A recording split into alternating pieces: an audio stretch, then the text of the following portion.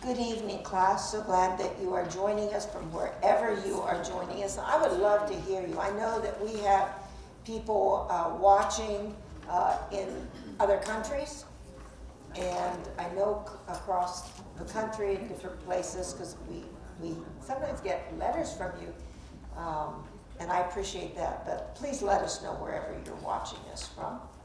Here it is. So we are on page 4. We are studying the tribe of Ephraim, and we're now going into the clans of Ephraim. Last week we talked about the tribes of Ephraim and Manasseh, and we know that Ephraim and Manasseh basically, for the most part, are found in Great Britain and the United States of America. And I'm going to give you a little sidebar. If you've been watching for a while, you know that we were talking, when we talked about the tribe of Judah and a little bit about the tribe of Dan, but remember we talked about something called the Stone of Destiny. And I would just like to remind you that this Saturday, during the coronation of King Charles III, you may want to look for the Stone of Destiny, because it will be sitting underneath the throne every time there's a coronation. There hasn't been one since 1953. So you will definitely want to be watching on Saturday. If you watch, looking for the Stone of Destiny. It has come now from Scotland to sit under the throne of the new monarch. Will be a very different coronation than I think anyone we have ever seen before. A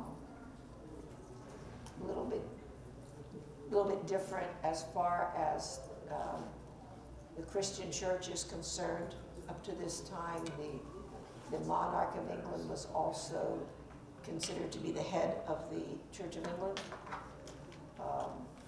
It's changing slightly, even though King Charles has said, I am a devout Anglican. So at least that was kind of a good thing that we heard on that aspect, because some of the things he said leading up to this have been a little concerning, but he has said that. So, but it will be interesting. There will be prayers from different faiths at the coronation, which in the past did not happen, even though there is obviously religious freedom in the United Kingdom. But anyway, I've said all that to say, look for the Stone of Destiny, because it has come from Scotland to sit underneath the throne. Okay, clans of Ephraim, we looked at Shuthelot or Shatella last week. Now we're looking at number 2 at the bottom, 19:2. Aaron, E-R-A-N. You have Ireland, and then Scotland, and that sometimes we call it, sometimes it comes out air, sometimes it comes out Aaron, sometimes it comes out Arnett. There's just any pronunciation there, but we do know that the Aaron is found in Ireland and Scotland.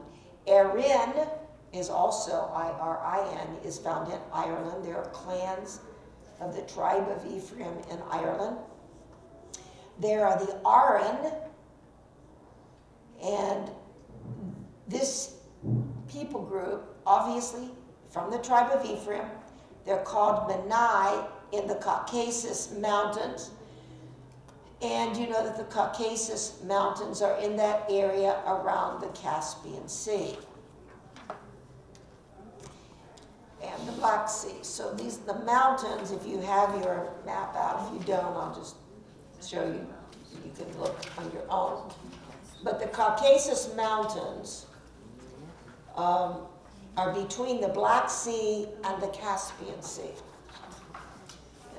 And we know that that was an area through which the tribes of Israel, when they migrated, migrated through there, but they also were found there. And when they were in exile, they were in that area. And I don't, early on, if you had your DNA, if you've done your DNA, I know at one point I had my DNA done through one group, and it just came back Caucasus and gave the percentage. So it took it all the way back to there. Well, there's a pretty good indication. If you have had that in your DNA and it pops up, there's a very good likelihood that if you have ancestry from the Caucasus Mountains, you've had ancestors of Israelite origin. Okay. So then you have the Ari and the Hiri, and this people group is found in Germany. Germany and the Goths. And where? Goths, it's on there. Germany and Goths. And then you have the Granny. That's not Granny, that's Granny. And they are found in Sweden.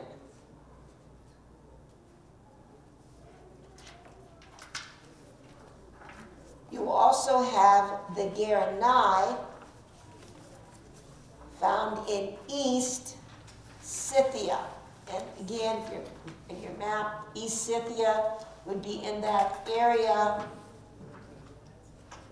around the Caspian Sea, east of the Caspian Sea, East Scythia. Then you had, from the tribe of Becher, you have the Bukhara. These are all clans, they're all from the tribe of Ephraim. Bukhara in Bactria and Khwarezmia.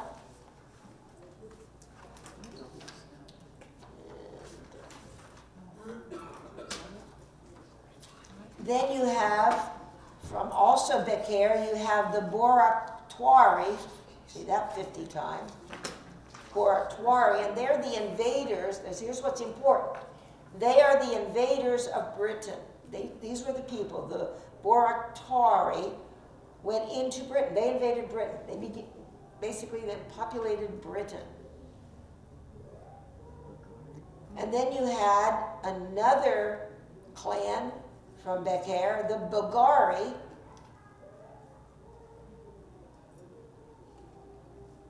and they're descendants of Ing, of the Anglo-Saxons. And Ing was a people group of the Anglo-Saxons.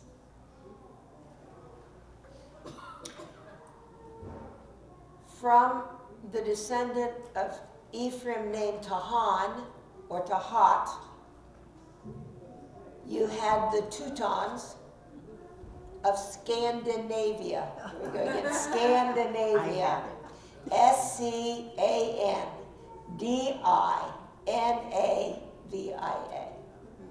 It's a big one. It is a big one. I have it though now. And then you also had the Tutaris people group, which is a Scythian group. So they are a group in Scythia. Then you had the Tencteri, and they were a Frankish group or a French group. So you're beginning to see, if with every tribe, as they scattered, they went different places. And then you had the Tahuni, and they were a Scythian group. Now remember, you had from Becher. Now you've got some from Tahan, who also were a Scythian group in East Scythia. So what do we know? Some migrated. Some migrated early. Some migrated late. Some had a tendency to remain. And there are probably descendants, I would say right now, there are descendants of the Israelites living in modern day Iran today. Because not everyone left. It's just that they don't know who they are. And so they're hating, some of them are hating their brethren, not knowing that they're brethren. And then you had the Thottigides, and this was a merge. This was a combination of Teutons and Goths. Here's an interesting one, Afghanistan. Afghanistan.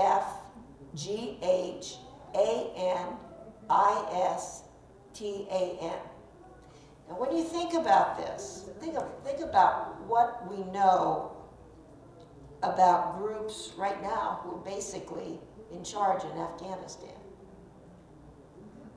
They don't know who they are. They hate their brother. They will murder their brother. But they don't know their brother.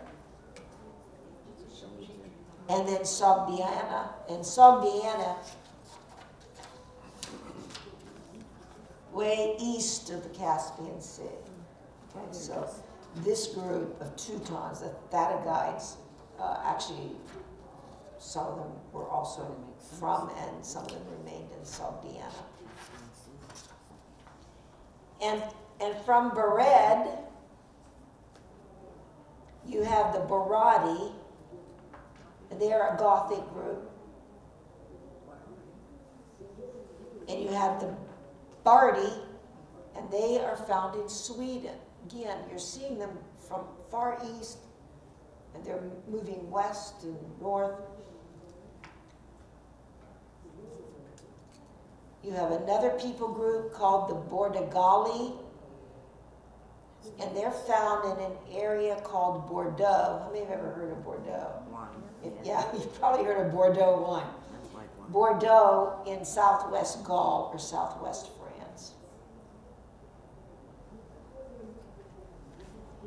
And then you have Beria. And that's portions of the Briganti, and they are found in Britain, large groups by the way, in Britain and Ireland. Britain, B-R-I-T-A-I-N, Ireland, and Celtic Europe. And there were groups of Celts found all over Europe. And from Beria, you also get the Burgundians. Have ever heard of Burgundy? Okay. The Burgundians in France. They are from the tribe of Ephraim. And then you have a third group, the Varangians, and they gave rise to the Vikings, V-I-K-I-N-G-S, and the Khazars. And then the fourth clan from Bered is one, if you do any study of British history, you're going to see this people group, the Warings. The Warings. And they are a group among the Anglo-Saxons. And then the seventh clan coming out of Ephraim is Zebed, and that's the Kobad people, and they are found in Denmark. So we know that the tribe of Dan was in Denmark. We know that the tribe of Manasseh had some people in Denmark. You're going to find some other people, much higher percentage, that are also going to be in Denmark. But now you actually have one clan of the tribe of Ephraim that settled in Denmark. Now the Anglo-Saxon descendants of Ephraim were in the south and east of Britain. So when they migrated, they settled primarily in the south and east of Britain. So they've moved quite, And the predominantly Celtic British children of Manasseh, okay, so we know Ephraim settled in south and east of Britain. The Celtic British children of Manasseh, M-A-N-A-S-S-E-H, were found in the west of Britain. And I would say that they didn't even stay in the west of Britain because we know they moved even farther west. Manasseh moved farther west. But they were also found in Scotland, Wales, and Ireland. And we know that to be true because there are quite a large number of Americans, now, citizens of the United States of America, who have what? They have British, Scottish, Welsh, or Irish heritage. Large numbers.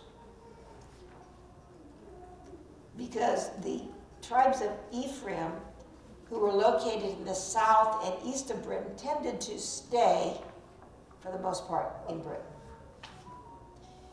Now, since the sons of Joseph were concentrated in the British Isles, and they were, because you have Ephraim and Manasseh, who basically were Joseph's sons, and Israel, Jacob, said, they're mine, I adopt them. All your other sons, remember we looked at it, and you'll find those people groups usually with an ASP prefix in their name. They're other sons and descendants of Joseph, because remember what Jacob, Israel, said to Joseph. Ephraim and Manasseh are mine. I'm adopting them as my own sons, and both of them, because they're your sons, will have a full tribal right on their own. So basically, Joseph, Jacob's favorite son, ended up having 2 tribes, where his other sons only had, they'd only one tribe. They got 2 tribes in the whole inheritance of Jacob, Israel. And he said, all your other sons are yours. They're yours. But they're still descendants of Joseph. And basically, they would still be what? Israel. Why? Because they're children of Israel, right? Because Joseph was a son of Israel. So any of his children, descendants, would be Israel. So since they were concentrated in the British Isles, then those nations whose populations derived from British immigrants, immigrants, more than likely are also part of Joseph. Because if you go all the way back to Genesis, Ephraim received the blessing of the firstborn. And it was said of him that he would become many nations, multitude of nations. Now, Manasseh would be blessed and would also be great. And I would say Manasseh has been blessed and is great. But we have not become a multitude of nations, and actually, from the very founding of our nation, we have said we are not in the business of nation building. I mean, that's come out of the lips of our own leaders. So as a result, those nations are obviously Great Britain, Canada, the United States of America, Australia,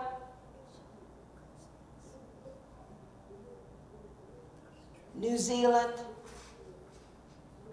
and South Africa, and there are also other minor ones. For a while, the British were were in control in the nation of India.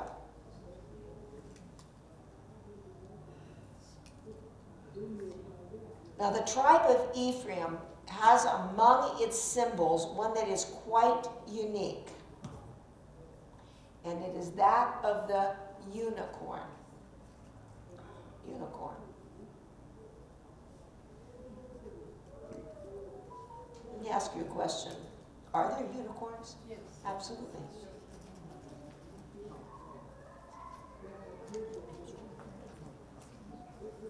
And the reason why I say that is because there are pictures of unicorns that are engraved, and it's not out of someone's imagination. They actually engraved them because they saw them. Now, the British coat of arms has a lion, obviously, which is obviously the symbol of the lion of the tribe of Judah, but also and a unicorn. And the Scottish coat of arms has 2 unicorns. And there's a reason for that, and I'm going to give you the reason for it. Because in note 23, the very first sentence says what? There were real unicorns. It's not a figment of someone's imagination. Now, they may not look exactly as they are unicorns, one corn. They may not look like, they may not be pink with bows around them, okay, which you see in children's books, but they were real unicorns. And here's where we're going to get to it. The wild ox is called ra'em in Hebrew. And it has been identified with the sakia. Sakia, a one-horned animal.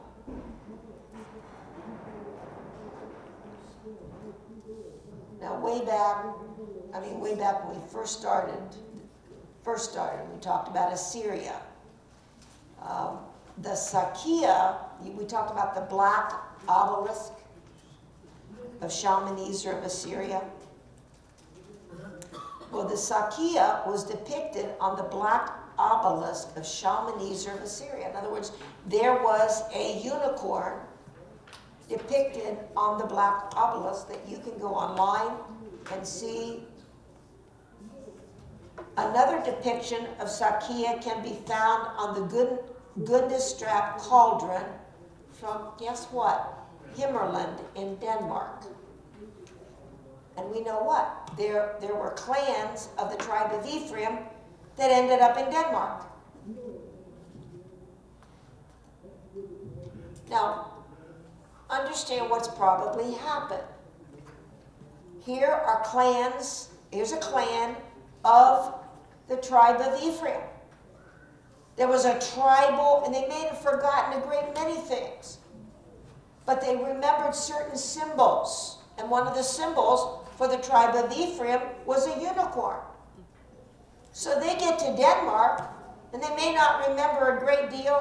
They've lost much of their language, but there are certain things that are deeply ingrained in them. And so guess what? Here you are on this cauldron, and you have a depiction of a unicorn, a one-horned animal. And while the depiction on the black obelisk and the cauldron appear identical, they appear like they are the same animal. In other words, if you look at the black obelisk, and then you look at the picture of the sakia or the one-horned animal on the cauldron, they appear identical. But guess what? They date to 7 years apart. 700 years apart, and almost a continent away from each other. Okay? So 700 years apart between the cauldron and the obelisk, and a whole continent away. So what does that tell us? They're identical. Somewhere along the line, as they migrated, they remembered the symbol that was passed down from the tribe through the clans. And thus it seems that several different, in other words, it wasn't just one, but these animals existed.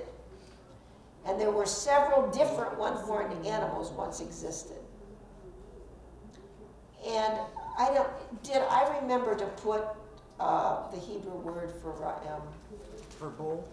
For wild ox on the bottom. Yeah, it's Okay, right there. so you have it. You can see the Hebrew word, and you can see it's ra'em. Yeah, it's right in the corner. Good. Now, one of these, and that which in Scripture is translated meaning unicorn, it's translated that way, was the ra'em. Deuteronomy 33:17 in the King James Version. King James. And I'm going to read it from you in King James. If you have the King James Bible, you can read it for yourself. Like, his horns are like the horns of a wild ox. But the Hebrew text said wild ox is ra'em and should be properly translated unicorns. His horns are like the horns of unicorns. And King James does say that. New King James says wild ox. Most of the time, New King James does a better translation from the Hebrew, not in this case. Not in this case. Now, because Ephraim was given the position of primogeniture that from Joseph by Jacob Israel, so numerically speaking, there is no other position for Manasseh but to be tribe number 13, right? Because even though he would have a tribe in his own right, and he's going to get a land allotment, and he's going to get a land allotment because the tribe of Levi is going to come out and be the priestly tribe, and they're not going to get a land allotment. Okay? They're following me. So that they're going to get one of the 12 land allotments, but they would be tribe number 13 because everybody else has, right? All the other sons are born, all the other sons are there, and then primogeniture comes in to Ephraim. So it leaves Manasseh as being tribe number 13. There were 13 colonies that made up the first states of America. And 13 is the prominent number in all the emblems of the United States of America. On the Great Seal of the United States, an eagle bears in its right claw a 13-leaved, has 13 leaves, 13 berried branch.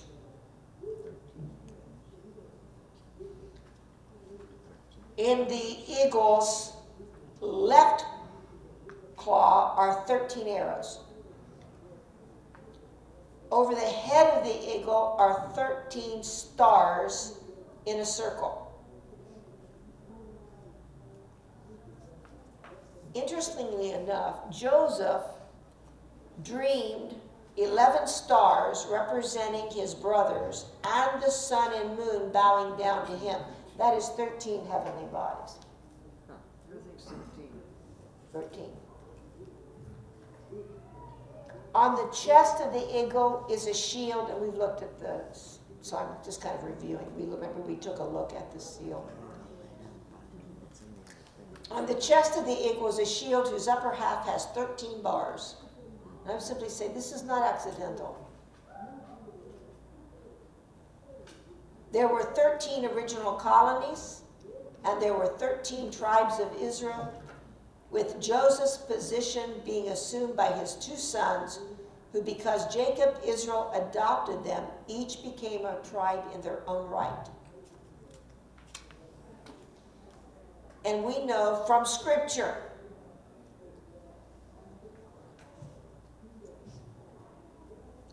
in the end times, Joseph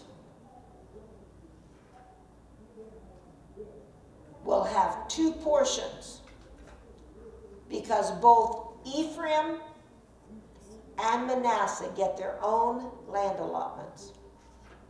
They get their own.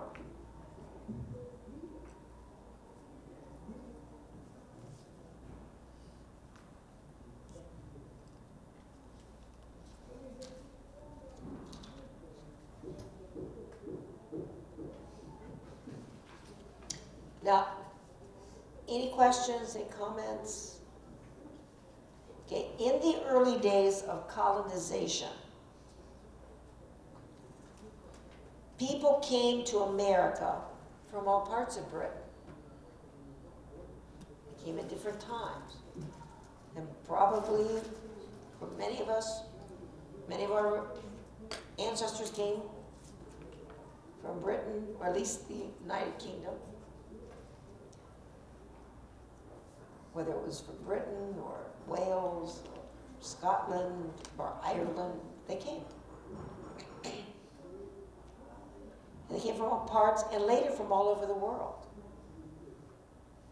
We've never been in the business of nation building, but we are a melting pot from all the other nations. Today, over 50 million citizens of the United States trace their ancestry to England, Wales, and Scotland. And actually, I believe it's like 49 million that trace their ancestry to Ireland. Almost, yeah, close to that number. I think right now it's a little over 49 million trace their ancestry to Ireland.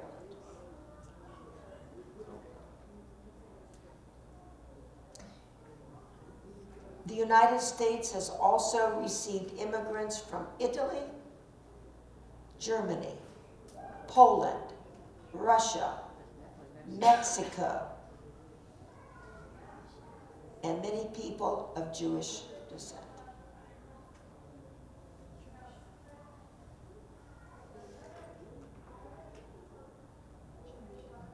Now, it is highly improbable, and I am saying this, that it is highly improbable that all of these people are Israelites. What am I saying? That there has been so much merging even between tribes and then with the people that, but there are some people who are British descent who are not Israelite, okay? There are people in Ireland who are not Israelite. The reason why I'm saying, making that statement, is because I have to deal with this, even though they have some really good things on their website with tracing some of the tribes. But the problem with Armstrongism or British Israelitism is they do this and then say, they have replaced Israel. In other words, they are Israelite. No.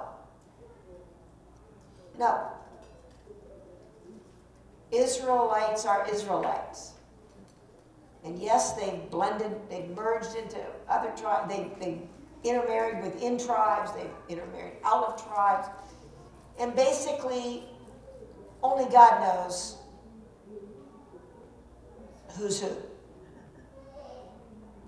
among the tribes, other than, if you have Ashkenazi, Mizrahi, or Sephardic DNA, you kind of know, at least that part.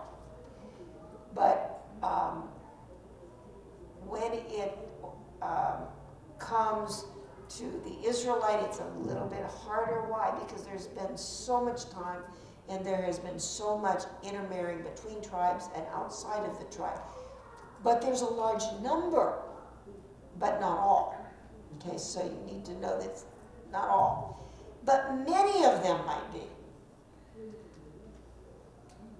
However, it is the Israelite character that determines the national character. And I'm going to stop right here. It's not just for the tribes of Ephraim and Manasseh. When we've looked at the tribes of Reuben, we saw that. Because the bulk of the tribe of Reuben ended up where? In France. And if you look at the national character of France, and you look at the national character, you look at the characteristics of the tribe of Reuben, and even what they were doing and what they were making when they were in Israel, in the promised land, guess what? You begin to see something. There's a national characteristic. Even when you consider some of the other things that Reuben did. And then you think of the reputation that French men have. I mean, you cannot escape that the Israelite characteristics have something to do with the national characteristic of the countries to which they migrated, and most of them, well. So, an interesting fact to note is that after the Declaration of Independence, the founding fathers of the United States considered giving the Mosaic Law constitutional status. And you can go back and read that. And you're not going to find that in any public school system today, I'll guarantee you. That's been blotted out. But if you will look back in older history books with older publication dates, you're going to see that that was true. Here's something else. Now understand, they came to the United States looking for primarily what? Religious freedom. Freedom of religion. They were very devout people. And they considered making, how many know what language? Hebrew. Official name? No. What'd you say? Hebrew. Hebrew, yes. They were considering making Hebrew the official language of the USA. Now think about this for a minute.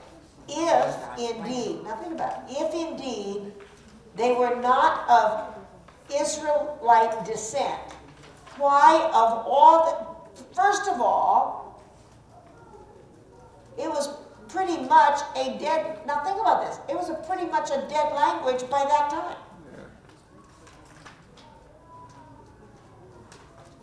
And yet there was something in the characteristic of the founding fathers of this nation that they were going to make Hebrew the official language of America.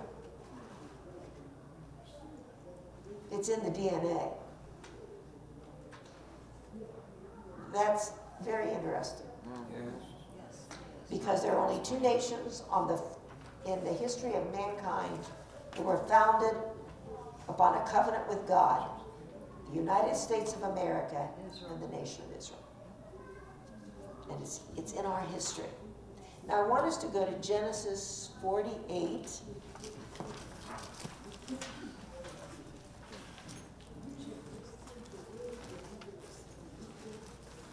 Genesis 48. Verses 5 and 6. We've read this before. And now, and this is Jacob, Israel, speaking to Joseph. And he says, "And now your two sons, Ephraim and Manasseh, who were born to you in the land of Egypt before I came to you in Egypt, are mine."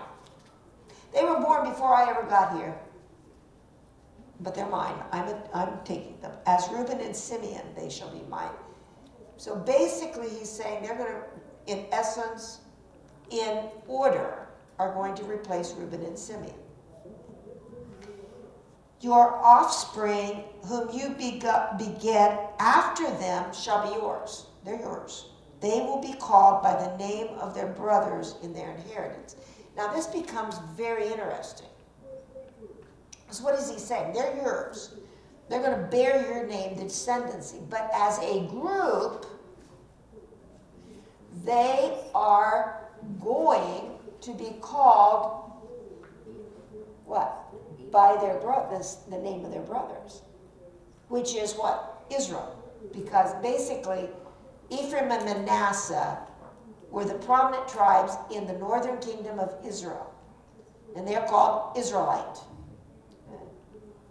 Because notice, when the prophets would address the northern kingdom of Israel, even though it was made up of 10 tribes,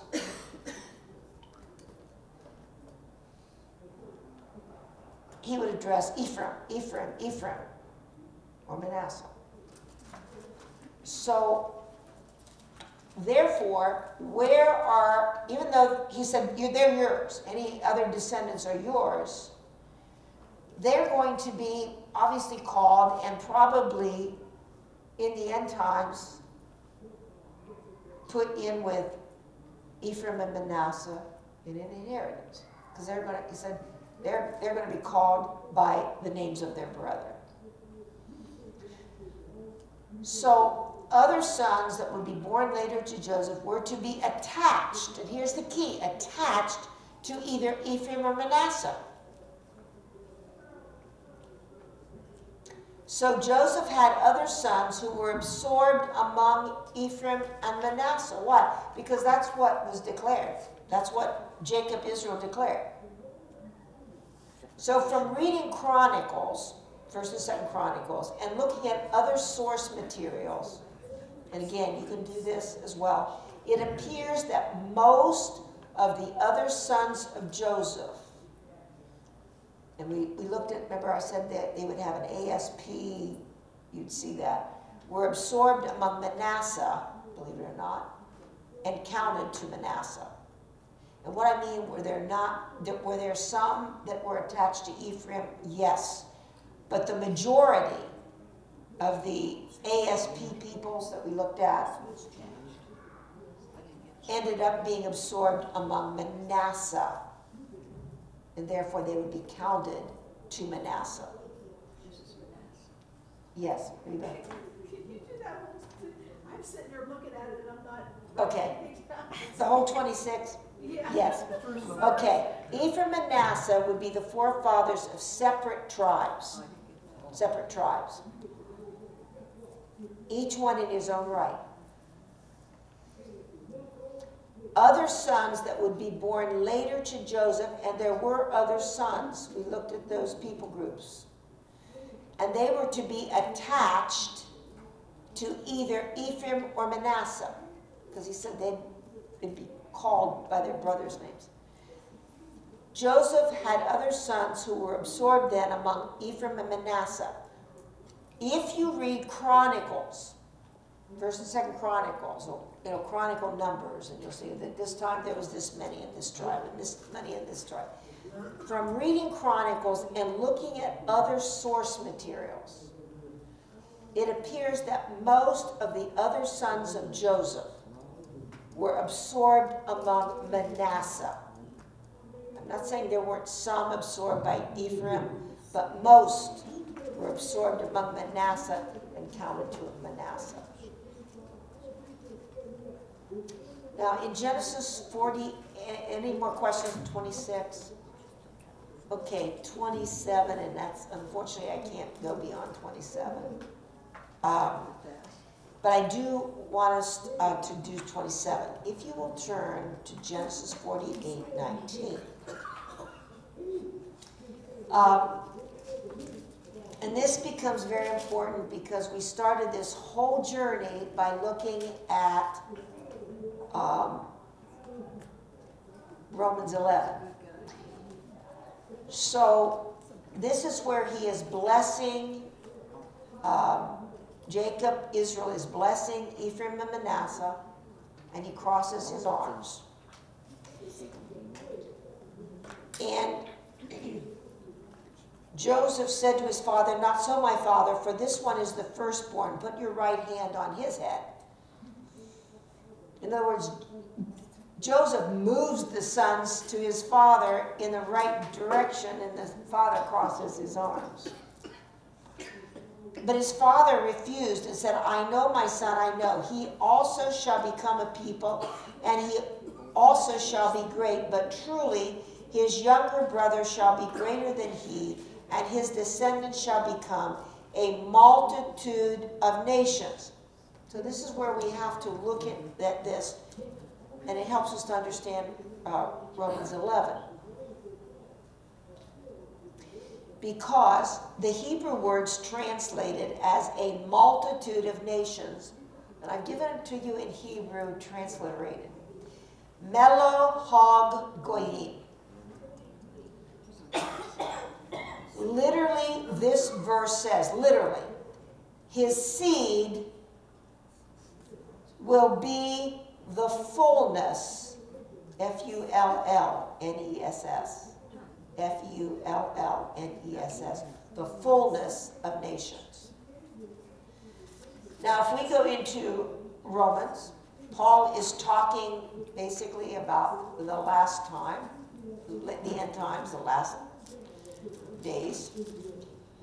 And he's basically saying, because there, let's face it, there is a heresy that is floating through the church world.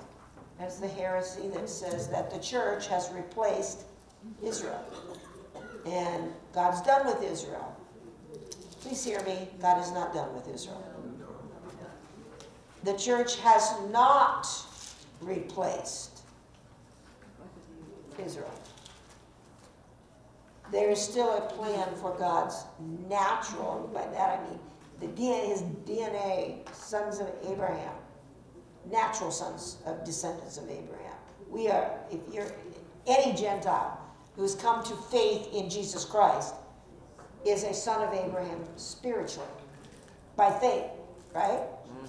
Makes it very, Paul also, by the way, it's Paul who also makes that very clear, as does the writer of Hebrews, who, now I'm probably going to stir up the hornet's nest, I personally do not believe was the Apostle Paul. Now, having said that, I believe it was somebody who was very much influenced by the Apostle Paul.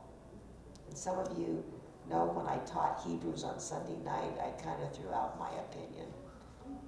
And I think there's a reason why in that time there was not a name attached to the epistle to the Hebrews.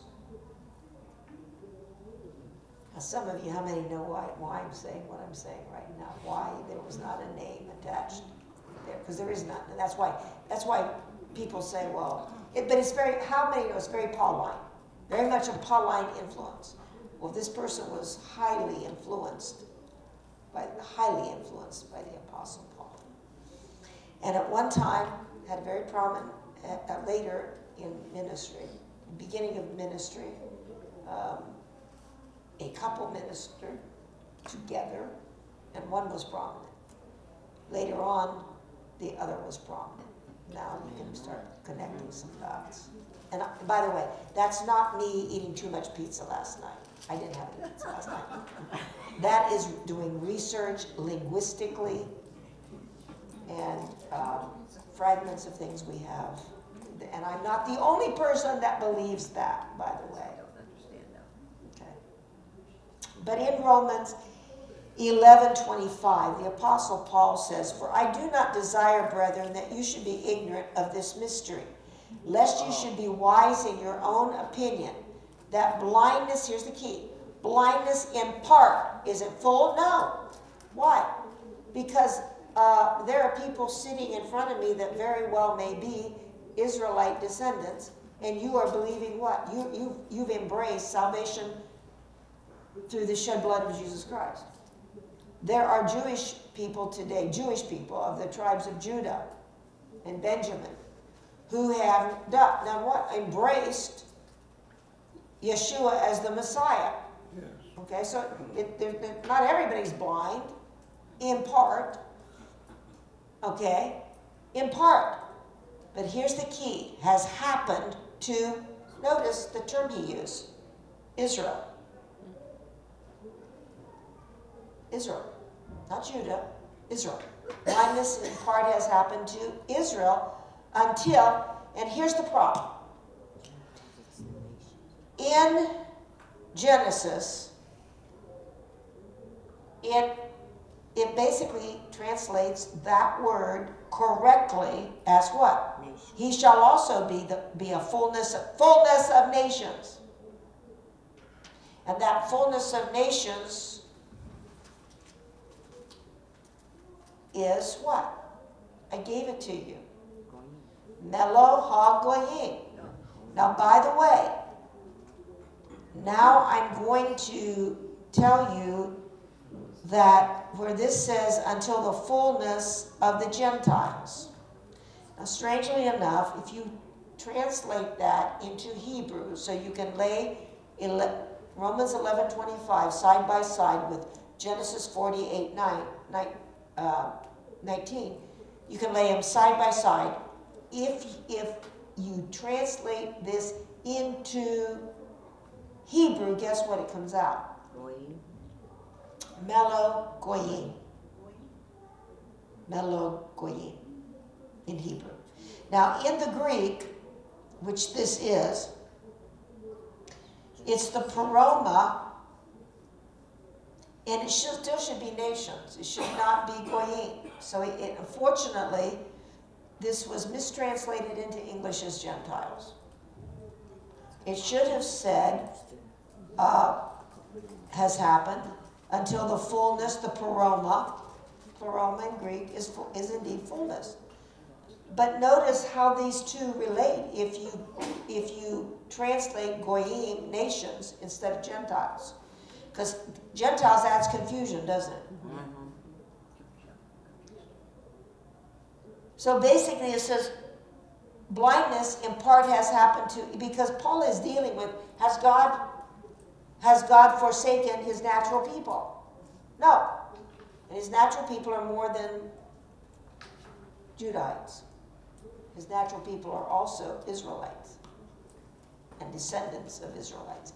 And he said it's happened in part until the fullness of the Goyim, the nations, has come in. Who's the fullness of the nations? Israelites, descendants of the tribes of Israel. And so, and he uses this term. Notice he talks about blindness to Israel. It's not blindness to just Jews, blindness to Israel, encompassing all the tribes. And so all Israel, he doesn't say all Jews. He says all Israel shall be saved. As it is written, the deliverer shall come out of Zion, and he will then turn away ungodliness from Jacob. Jacob what? Jacob, Israel. For this is my covenant with them when I take away their sins. So he is reflecting on the future. So literally this verse says, this seed will be the fullness of nations. His seed will be all over the world. It will fill up the world. Has that not occurred? Yeah, that's what we're studying. We're studying they went here and here and here and here, and then they went here and here and here and here. And you're finding them in Ethiopia, and you're finding them in China. I mean, he said to the ends of the earth. I believe that there are Israelites, literally descendants of Israelites all over the world. And guess what? Some of them are starting to come home to Israel. And I think more will in the days ahead.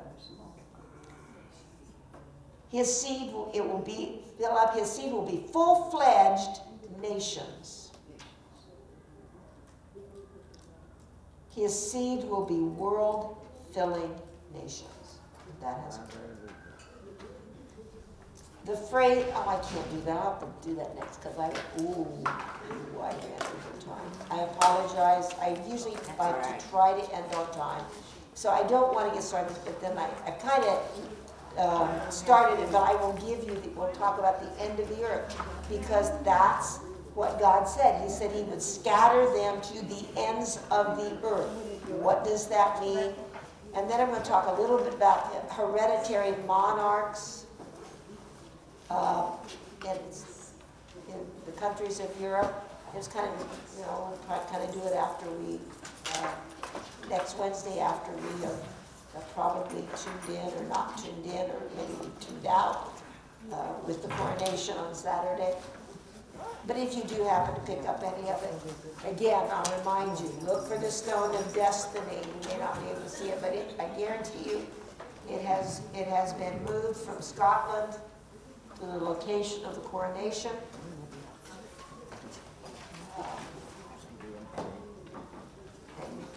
We know that the Word of God has told us that there would be a descendant of David. And how many know David had lots of children? Lots of children. So there would be a descendant of David on the throne forever.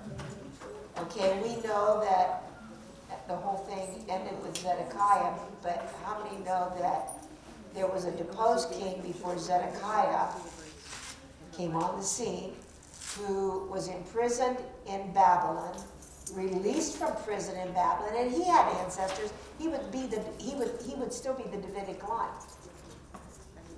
He was a Davidic line, or the Pharaoh's line, and he didn't die in Babylon. He was brought out of prison, and he had children and descendants who also are somewhere in the world today. So yes, Zedekiah. So that's why we don't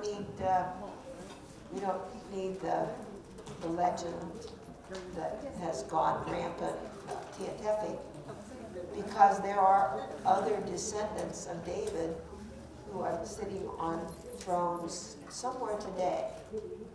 They're place setters. Because we know that there will be a descendant of David sitting on the throne forever, right? Yes. And we know his name. Jesus, Yeshua. Yeshua ben David. Jesus, son of David. So thank you for tuning into the class. If you have questions, feel free to call them in, or if you want to do it the old-fashioned way and write a note and mail it in, that's fine too. Also, if you'd like to give in response to the teaching you received, you can do so. You can give online. You can, if you're local, you can drop it in the drop box in the lobby of the church. We ask that you mark it Joash Chest. That just lets us know it's for the Wednesday night class. Keep studying. There's enough information that you can do some study even on your own if you desire to do that. And again, I would remind you that God's plan shall come to fullness. Faithful is he who promised, who also shall bring it to pass. Have a blessed evening and a good weekend.